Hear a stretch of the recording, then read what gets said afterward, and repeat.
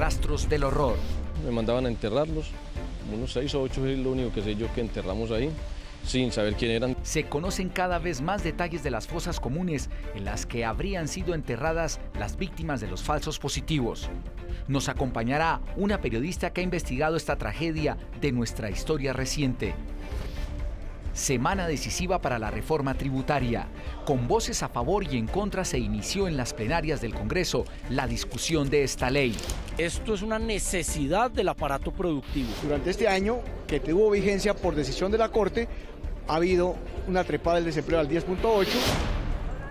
Y las curules para las víctimas en el Congreso siguen en veremos. El gobierno propone que salgan de las que tienen actualmente los partidos políticos, pero varios sectores aseguran que así se le está haciendo conejo al acuerdo de paz. Esto es Sala de Prensa.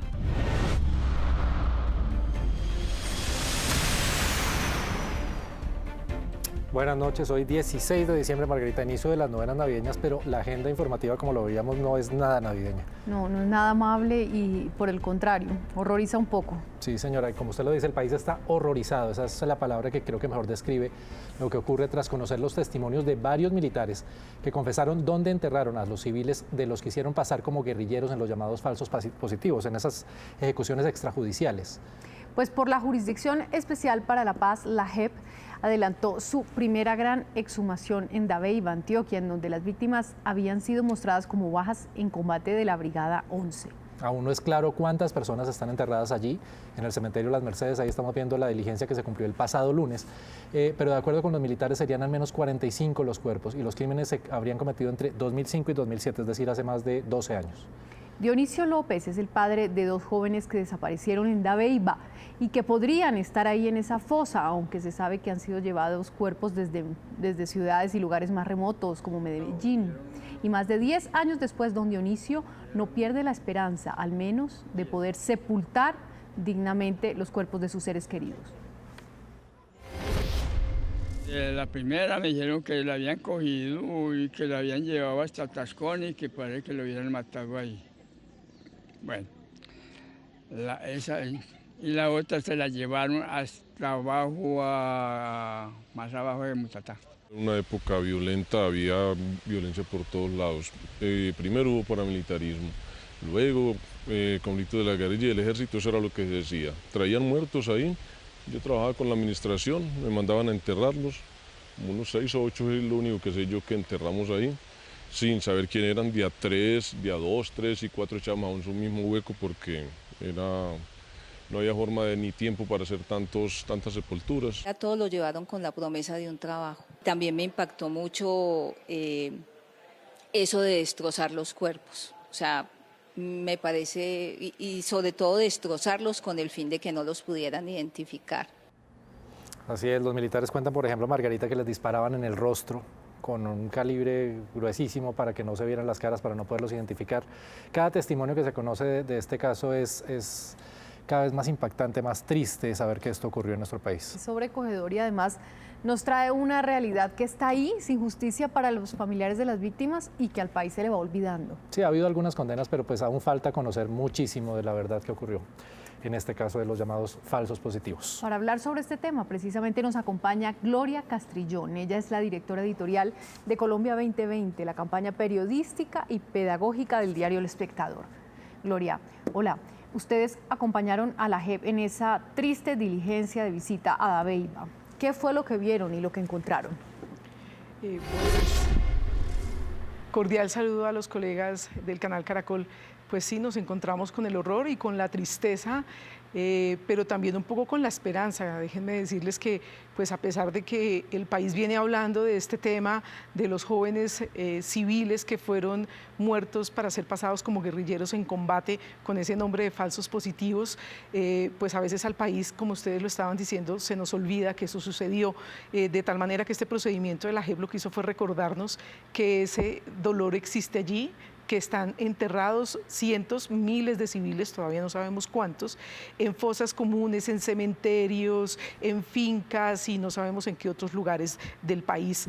Y pues el hallazgo fue triste, Se encontraron hasta el momento en la diligencia 10 cadáveres y 5 restos óseos de otras personas, y se cree que más o menos unos 8 cuerpos más de personas civiles que fueron asesinados por paramilitares, porque hay que tener en cuenta que aquí no entran solamente los muertos que entran como falsos positivos, sino también producto de lo que fue el conflicto tan complejo que vivió este municipio, este departamento de Antioquia, y también hay muertos por causa de la acción de los paramilitares. Gloria, pero usted lo menciona, no solo en Dabeiba se encontrarían estas fosas y la JEP está investigando en otros puntos. ¿Qué otras regiones se está investigando?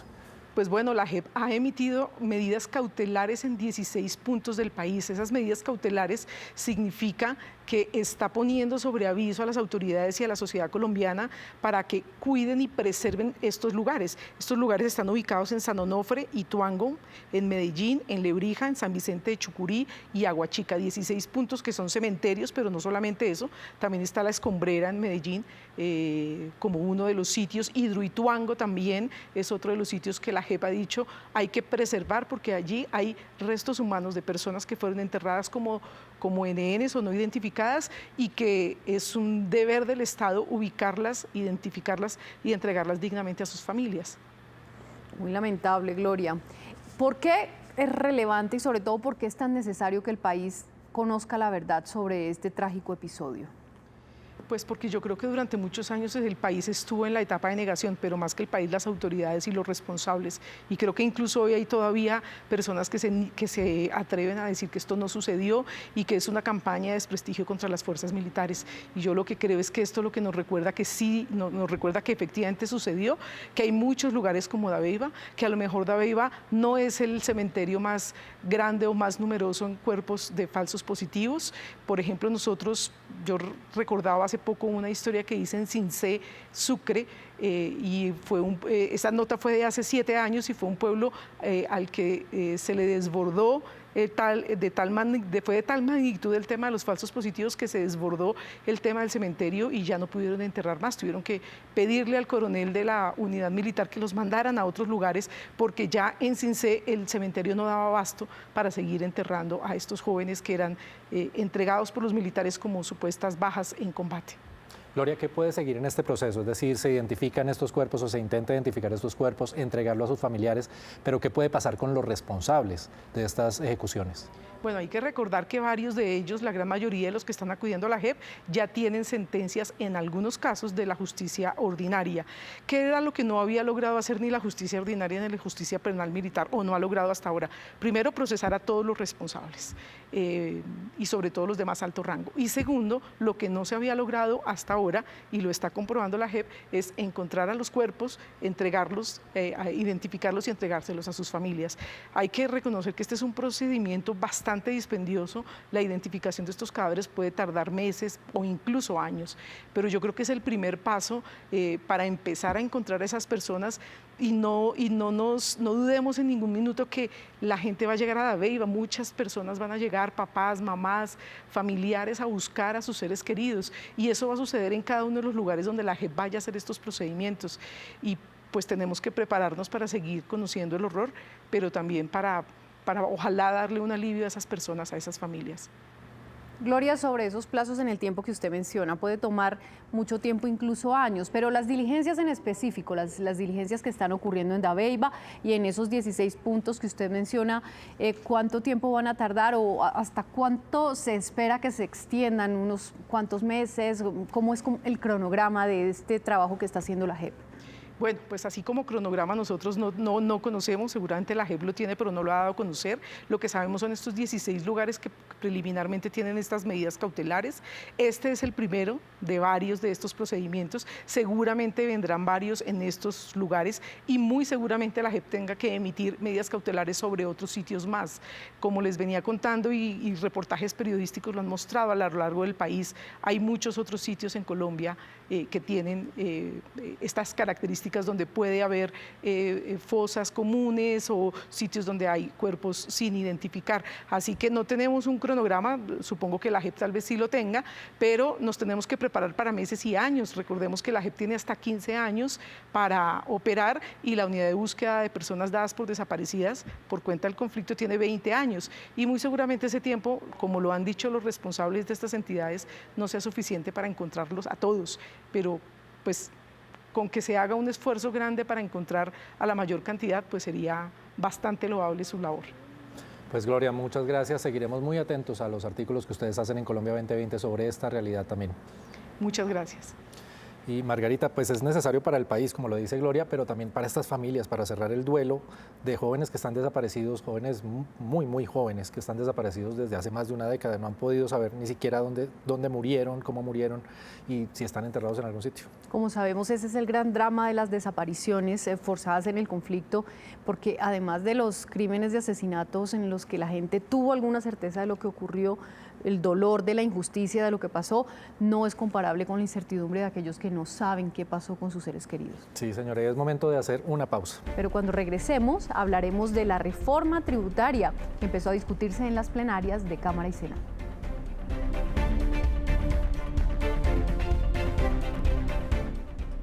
Gracias por seguir con nosotros en Sala de Prensa. Y hoy se inició en la plenaria de la Cámara la discusión de la reforma tributaria, aunque hoy fue más la discusión de los impedimentos que salen por decenas entre los congresistas y no se ha podido avanzar mucho en esta discusión. Pues Germán, el gobierno la bautizó como ley de crecimiento y contempla, entre otras cosas, la devolución del IVA a los más pobres, calculados en 1%, la reducción del aporte en salud para los pensionados que ganan un salario mínimo del 12 al 4% y busca generar empleo, especialmente para los más jóvenes. Sí, esos son los argumentos del gobierno, los argumentos, digamos, de los que están a favor de esta reforma. Pero aunque ya había sido aprobada el 28 de diciembre del año pasado y se cayó por un vicio de trámite, la aprobación esta vez no parece nada sencilla. Quienes la critican, entre ellos los liberales, que votaron a favor en 2018, aseguran que los efectos pueden ser negativos para la economía y especialmente para los más pobres. Pues esto dicen quienes están a favor y quienes están en contra. Y en este momento uno no puede jugar con candela ni podemos jugar con fuego alrededor de tratar de hacer, digamos, jugadas demasiado políticas tratando de desprestigiar la reforma cuando es absolutamente necesaria para la economía colombiana, no solamente en el año 2019, sino en el año 2020 en adelante. Esos son ejemplos de beneficios para los más vulnerables. Focalización del ingreso se habla mucho en Colombia. Se habla mucho de eficiencia del gasto, que sí se gaste, pero que se gasten los más pobres. Que esto es una necesidad del aparato productivo. El 98% de las empresas en Colombia son micro, pequeñas y medianas empresas, que son los grandes generadores de empleo. Hay que darle estímulos. Con esta reforma tributaria, las personas que ganan 2.900.000 pesos que le entran a su cuenta ya van a empezar a pagar rete fuente mes a mes. Durante este año, que tuvo vigencia por decisión de la Corte, ha habido una trepada del desempleo al 10.8 y se ha destruido el empleo nacional. Y tampoco ha tenido crecimiento. ¿Sigo yo? Pues a medida que van pasando los meses se le van colgando más peros y más problemas porque además estamos en un entorno de bastante agitación social. Claro, y de hecho el gobierno esta tarde decretó sesiones extras para que se pueda discutir, darle un placito extra hasta el 20, o sea, hasta el viernes. Y yo creo que sí la aprueban y va a ser aprobada como de afán, o sea, la van a discutir y los impedimentos y van a alargar la discusión.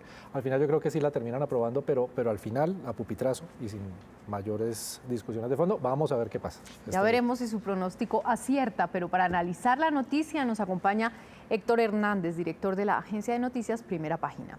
El gobierno busca con esta reforma fomentar el crecimiento económico, Héctor, pero quienes la critican dicen que puede causar precisamente el efecto contrario. ¿Usted qué piensa? ¿Qué puede pasar si se aprueba la ley?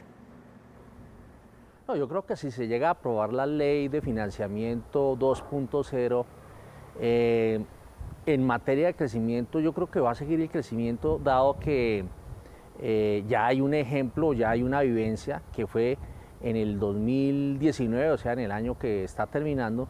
En esta vigencia estaba operando la ley de financiamiento y se generó un crecimiento.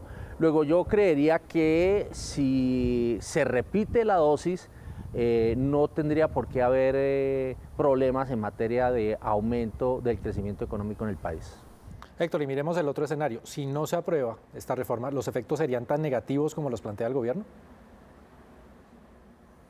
No creo que sean tan negativos, pero yo creo que sí va a tener un efecto sobre la confianza, sobre la forma como nos perciben en el exterior. Las calificadoras de riesgo van a mirar la institucionalidad. No sé si esa institucionalidad, porque es tan institucional que pase la reforma como podría ser tan institucional que no llegase a pasar, porque pues para eso existen las instituciones. Pero da el temor en el sentido de que la Corte dijo que había habido un problema de forma en el trámite de esa ley, de la ley tributaria, de la ley de financiamiento 2.0, y se creería que institucionalmente lo que vendría era una refrendación de una ley que había caído por forma. Luego se esperaría que las fuerzas políticas del Congreso refrendaran eso. El inconveniente es que hay algunas fuerzas que no quieren acoger la ley que ya aprobaron en el pasado. Héctor, y el otro gran inconveniente es que ya el entorno social no es el mismo. Sin duda, en ese momento está pesando mucho en la discusión de la reforma a las protestas. En medio del llamado paro nacional, precisamente hoy hubo cacerolazo frente al Congreso. ¿Usted cree que puede llegar a caerse la ley por esta presión adicional que están ejerciendo los manifestantes? Yo creo que los manifestantes están un poco atomizados. Siento que ha sido muy sano para el país la forma como han terminado manifestando. Al comienzo hubo violencia, pero posteriormente se mostró madurez por parte de los manifestantes.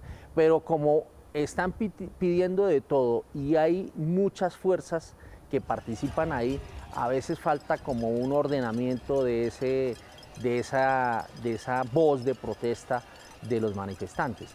Por consiguiente, yo pensaría que no va a calar en la aprobación final de la ley de financiamiento. Lo que sí uno ve es que algunos grupos políticos, como el Partido Liberal, por ejemplo, están aprovechando hasta ahora, subiéndose al final del bus no de la victoria, pero sí del bus de la manifestación, el Partido Liberal, y quiere sacar provecho de esa situación, lo cual sí no se me hace muy correcto por parte de esta agrupación política. Gracias, Héctor. Y ahí en el cacerolazo veíamos varios senadores que se sumaron al cacerolazo frente al Congreso, que senadores de la izquierda como Iván Cepeda, Jorge Robledo, los senadores de las FARC, que no están de acuerdo con esta reforma tributaria. Sí, además sabemos que el arte de la política es pescar en río revuelto también. Sí, y como lo decía Héctor, los liberales en esta política dinámica votaron a favor el año pasado, pero este año están poniendo sus peros a la reforma. Vamos a ver qué termina de pasar esta semana. Es momento de una nueva pausa. Sí, señora, pero al regresar vamos a hablar de otra polémica por las curules para las víctimas en el Congreso.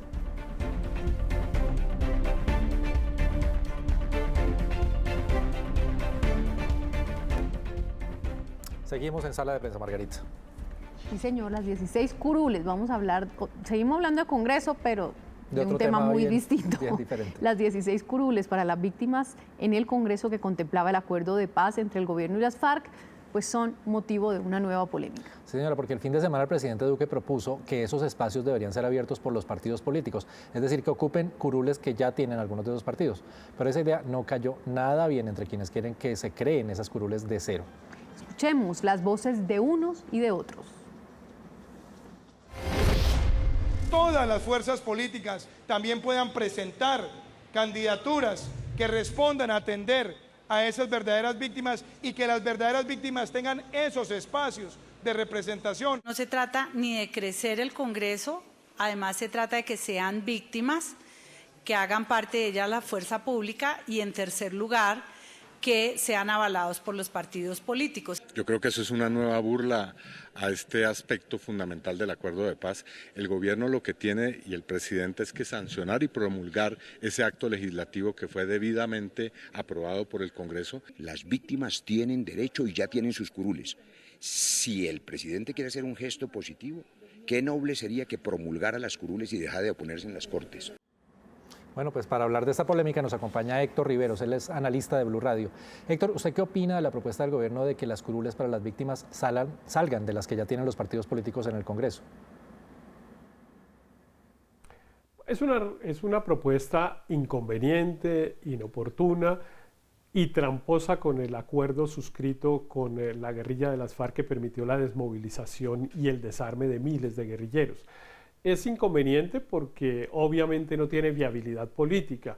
Es impensable que los partidos políticos, digamos, cedan parte de sus curules para concederlas en este momento, una vez que ya están elegidos, etcétera, a las organizaciones de víctimas. Pero sobre todo es inoportuna es porque esta discusión ya se dio, es porque el Congreso, por una mayoría, entre otras cosas amplia, 50 votos contra 7, aprobó un acto legislativo que bastaría con que el gobierno reconociera la existencia de ese acto legislativo y promulgara para que naciera el derecho de que las víctimas estuvieran representadas en el Congreso como está previsto en el acuerdo que se suscribió para la desmovilización de las FARC. Héctor, como usted dice, evidentemente es muy poco probable que los partidos políticos cedan ese espacio, pero entonces, ¿cómo solucionar esto y lograr que las víctimas tengan esa representación en el Congreso que está contemplada por demás en el acuerdo de paz? Pues lo que debería hacerse, en mi opinión, es reconocer que en el año 2017 se aprobó un acto legislativo que desafortunadamente la mesa directiva del Senado entonces desconoció y no lo envió para la promulgación por parte del presidente. En mi opinión, deberíamos esperar la decisión judicial. Esa decisión del Senado está en el Consejo de Estado y en la Corte Constitucional, y ambos tribunales se van a pronunciar sobre si efectivamente el acto legislativo se aprobó en debida forma o no en el Congreso de la República y por lo tanto debe entrar en vigencia. Yo esperaría que ellos reconozcan que sí hubo una mayoría y por lo tanto que se proceda a la elección de los representantes en esas 16 circunscripciones. Entonces, ¿para usted sería suficiente que la Corte Constitucional o el Consejo de Estado dieran su visto bueno para que se ponga en práctica esto, Héctor? Claro, como ya lo he señalado, hay un proceso, se acudió a una tutela que hoy está en revisión en la Corte Constitucional y la Corte eventualmente podría declarar el amparo de los derechos constitucionales fundamentales de las víctimas en su representación. Pero hay también un proceso, como ya lo señalé, en el Consejo de Estado, una demanda del exministro del Interior, Guillermo Rivera, en el que le pide a ese organismo judicial que reconozca que sí hubo las mayorías. Recordemos que en ese momento hubo discusión de si 50 era la mayoría absoluta o no. La mesa directiva del Senado dijo que no, pero después han venido unos conceptos que demuestran que sí, porque no estaban todos los senadores habilitados para votar y por lo tanto ese número era suficiente para su aprobación.